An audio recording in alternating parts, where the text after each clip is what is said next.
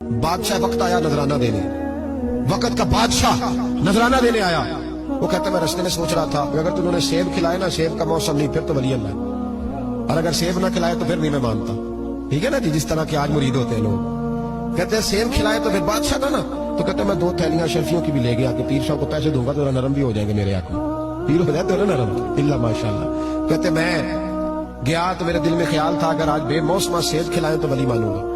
कहते गौसे आजम ने यूं हाथ उठाए, मौसम भी नहीं था पर 2 सेब उनके हाथों में आ गए, और आप मेरी तरफ सेब बढ़ा के कहने लगे विलायत को सेबों से नहीं तोड़ना चाहिए, तू सेबों से तोड़ता फिरता है, ये तो अल्लाह की रिजा वाला काम है। यहाँ को ताजर थोड़ी मेहनत करे, खाद शाद डाले तो वो भी बेमौसम फल उगा लेगा। तू किस चीज से मेरी विलायत चेक कर रहा है? ये पकड़ छुरी और ये पकड़ सेब और खा। कहता मैंने काट के खाया तो सेब कड़वा निकला। गौसे आजम कहने लगे क्या हुआ, कड़वा है?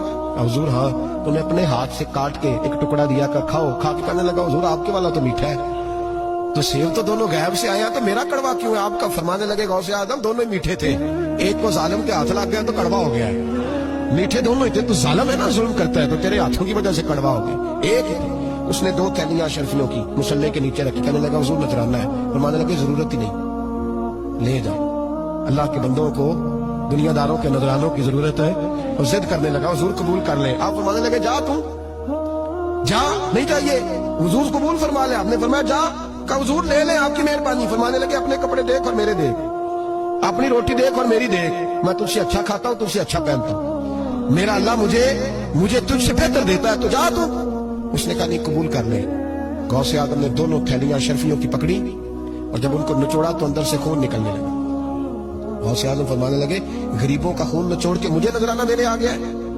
गरीबों का खून निचोड़ के? पीर साहब ने कभी पूछा नहीं फैक्ट्री वाले से कि तू मजदूरों के साथ क्या इलाज करता है? पीर साहब ने कभी सवाल नहीं किया कि ये जो लेके आ रहा है कहां से लेके आ रहा है? गौसे आदम रज़ी अल्लाह ताला अन्हु फरमाने लगे मैं तेरे पर्दे नहीं खोलना चाहता था, तू बाज ही नहीं आ रहा, गरीबों का लहू निचोड़ के तो मुझे नजराना देने आ गए हो।